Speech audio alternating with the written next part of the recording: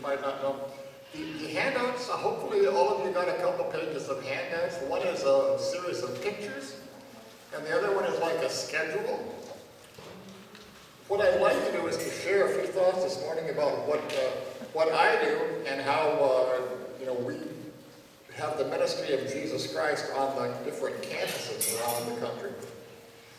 I'm one of about 160 Lutheran campus pastors nationwide. We're on most of the state universities. So we have a Lutheran campus ministry here, Moorhead, Duluth, St. Cloud, Minneapolis, Winona, Marshall, Mankato, Morris, and that might be it in Minnesota. So we're pretty spread out, and we have people all over the nation who are helping college students as they navigate through their undergraduate years. The schedule page, if you want to just look at that for a minute, people ask me, what does a campus pastor do? Well, the unique thing about being on college is that every semester the schedule changes completely for college students. And maybe the one semester they have time off every Tuesday and Wednesday afternoon, but the next semester, that whole block of time is taken up with classes. So what we try to do is offer one thing every day at a different time. For instance, Monday, I do a Bible study. This year it's going to be on the Gospel of Luke, and we're going to do one chapter every night. And that's going to be over the supper hour on Monday nights. Tuesday at lunch, we do a free lunch for whoever stops over. And some semesters we've had 25 people stopping over, and some it's been 7 or 8. And Wednesday night we do a late worship at 9 o'clock at night. And that's because most of the evening classes are done by that time. And we do it in the Lutheran Center. And it's just a wonderful informal time of worship. And then Thursday evening we do our supper for $1, which we call it our best entry point for students who know nothing about what a campus ministry is, to come and get in our building and have a meal with us and begin to let their guard down so we can invite them into other things. So that's kind of our schedule. Now, how everybody finds a ministry niche that appeals to them. And for me, I love working with college students, but it can be incredibly rewarding and incredibly frustrating. It just depends on the situation. My first church that I was at Hawley, Minnesota, on Highway 10, about 25 miles east of Moorhead. This is my first experience when I first learned that college students can occasionally get in over their head. My first year and a half in Hawley, I lived in an apartment building on the edge of town, kind of. And I lived in the garden level apartment, and there were 6 apartments on a floor. And I had a sign on my door that said, Pastor Jim and his black cat live here. Yes, I had a black cat. And this was 1983, 30 years ago. And remember, nobody had cell phones back then. Well, it was a May evening in May. Saturday night, Sunday morning, I had to get up early for church, and about 3 o'clock in the morning, I hear this very quiet but insistent on my door. And it woke me up, and I thought, I have to be imagining this. But it kept on. So I get out of bed, and I walk to my door, and I just kind of ask through the door, is anyone there? And I hear this young woman's voice saying, are you really a pastor? And I said, yes. May I come in and use your phone? I said, just a minute. So I go back, put some clothes on, come back, let her in. And I show her where the phone is. And she goes to the phone, she says, I have to call my sorority sisters at Moorhead State. She calls the number, and all she says is, it's me, I'm okay. And I hear screaming and crying come he gives the phone to me and says, will you tell my sorority sisters how to get here? So I take the phone and I describe to them how to find my apartment. And they say, we'll be there in 15 minutes. Well, it's 25 miles from Moorhead to Hawley's. So I said to this young woman, what happened? And she said, well, my sorority had their end of the semester night out tonight, and we came out to the supper club that's on Highway 10 in Hawley, right before you go under the railroad trestle. And I'd been studying for finals, and I'd pulled an all-nighter studying, and I was exhausted. So I ate a little bit of my food, and she said, we carpooled out in 6 cars, so there were a lot of us. So I just told my sorority, I said, I'm going to go out and lay down in the back seat of the car, so just wake me up when you come out, because I'm too tired and I'm not hungry. So she said, I got out, I went to the back seat, and I laid down and I fell asleep. And she said, I woke up an hour ago, and the car was parked in a garage. I must have gotten in the back of the wrong car. And she said, I did not know if I was in Hawley, if I was in Fargo, if I was in Minneapolis, or anywhere. Somebody had come out of that supper club, not even looked in their back seat, driven to their house and parked in their garage. So the young woman said, so I crept out slowly in this dark garage, praying there wouldn't be a dog that would start barking. And I got out of the garage, and I just started walking around town. And eventually I found Highway 10, and I knew I was still in Hawley. And then I kept trying to find a payphone, but I couldn't find any. So I saw your apartment building and started walking down the halls, and I saw your sign on your door, and I just took a chance. Well, about the time she finishes this, I hear a car door slamming out in the parking lot, and thump, thump, thump of all these feet coming running down the stairs, and in come 4 of her sorority sisters, and they see each other, and they're crying and hugging. They didn't realize she was missing until they got back to Moorhead. Everyone thought she was in another car. So by the time they got back and counted heads, they realized that they were 1 short. And they called the supper club, and by that time it was closing. And they said, we were 5 minutes away from having to call the police and having to call your parents and say, we don't know where you are. So they were incredibly relieved to have discovered she was fine, a little shaken, but she was fine. So they thanked me and headed out, and I've never seen that young woman again. I don't even know her name. Someday, when I tell that story, there's probably going to be a college student who said, oh, that was my mom. But incredible situation. So that's one reason why I got involved in campus ministry. When I was here at Bemidji State, in about 2003 and 2004, 2005, we had a young man. And now you can look at your photos. The photo of the group, 7 or 8 college students standing waving at the camera, that's on a retreat we did with other college students at Lutheran Bible Camp down near Alexandria. The young man in the back row with the baseball cap on and the sweatshirt with the word state, that's Zach Malang. Zach was from the Arrowhead up in Minnesota, out past Duluth. He was an art education major. Great young man, one of the resident assistants over on campus. And everybody who knew Zach loved him. He was real active in our ministry.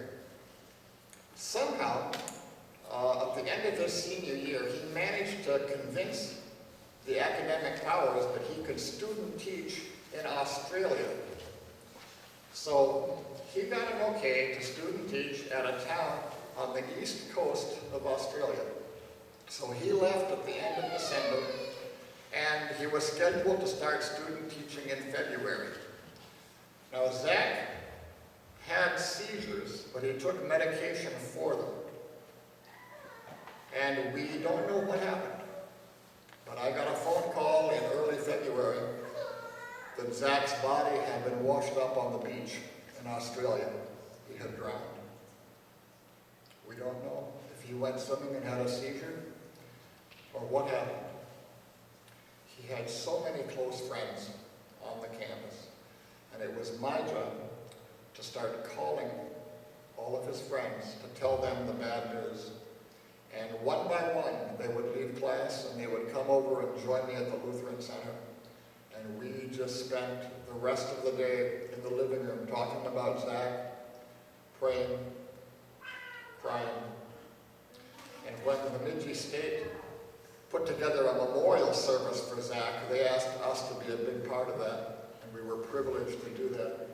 And for the third time, I believe, in the entire history of Bemidji State, Zach was awarded a diploma posthumously, and his parents received their son's diploma to show that he had graduated with honors from Bemidji State. Tough story. But that's one reason why we need to be there, to give these students a place where they need to grieve when the time comes. The other picture on that side of the page is the picture of a house. In another call that I had, I was the Lutheran campus pastor at the University of Wisconsin, Oshkosh. You all have little munchkins that wear the Oshkosh Bagosh clothes. Yes, they made them there. And it's a fairly big school. There's about 12 to 15,000 students that attend there. And I was the campus pastor there from like 1987 through 1991. Now, a lot of freshmen would come to the class there, and most would stay in the freshman dorms. They had 2 big freshman dormitories. Back then, a lot of pastors would send us names. I've got a cough drop here, so pardon me for the clicking sound. A lot of pastors would send us names of their incoming college freshmen, saying, these are the students that I confirmed, and they're coming to your university. And I got the names of these 2 guys from a small church. And if you remember your 80s TV show, my nickname for these 2 guys is Daryl and Daryl. And you'll understand why shortly. Now, these guys were not roommates, but they'd grown up in the same town, gone to the same church, and they lived next door to each other in the freshman dorm.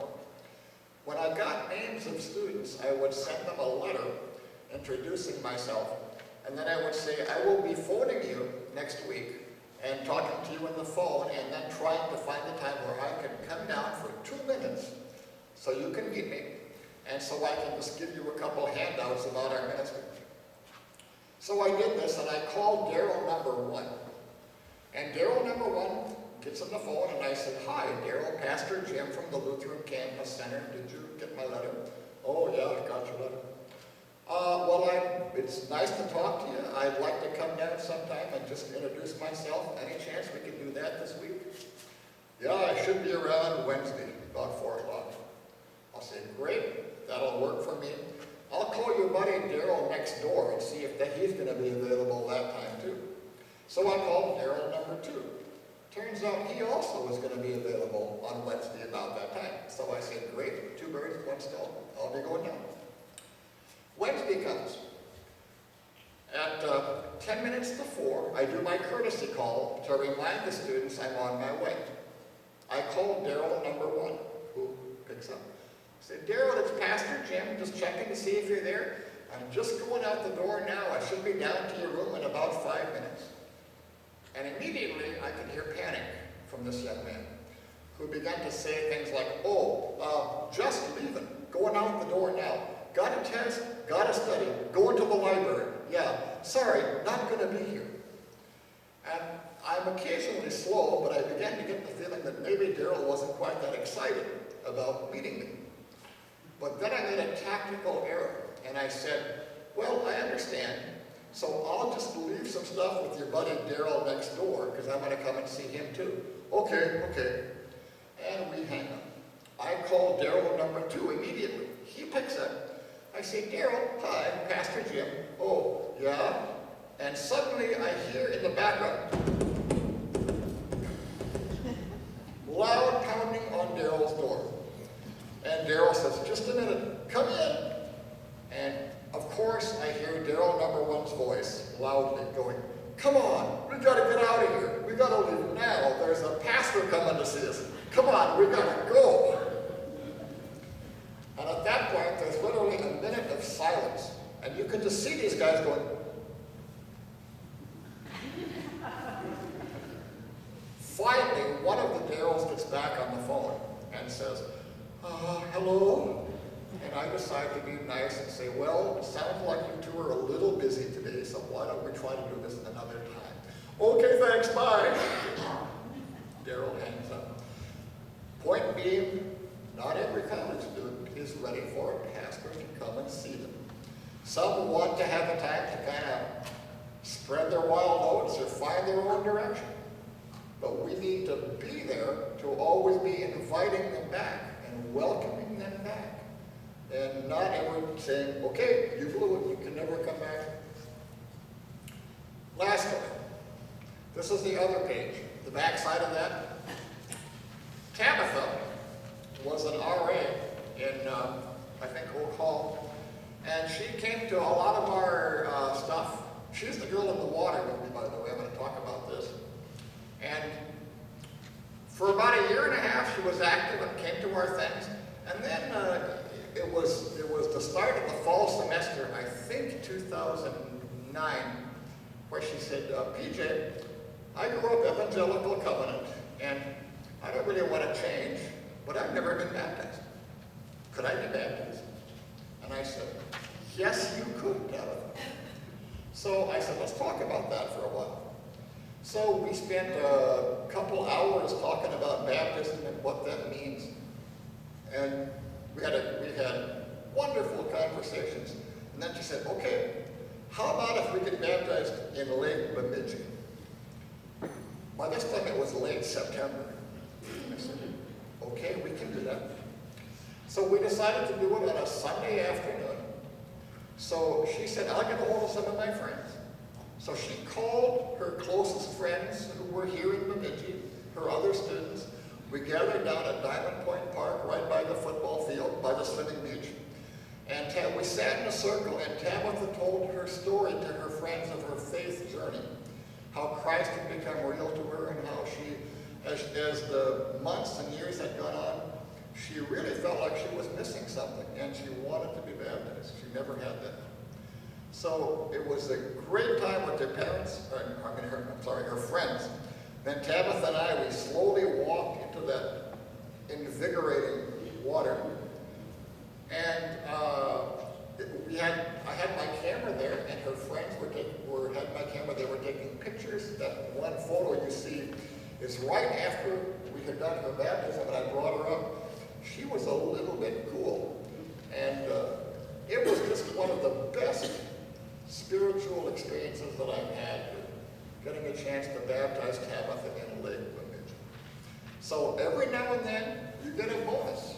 You have these students who ask you things out of the blue, and you never think you have a chance to do things like an immersion baptism, and it happens. I do a lot of weddings. I do a lot of counseling. I luckily don't have to do a lot of funerals. I did a wedding a week and a half ago. Actually, it was a week ago Friday in Monticello of two former students. And the wedding went very well.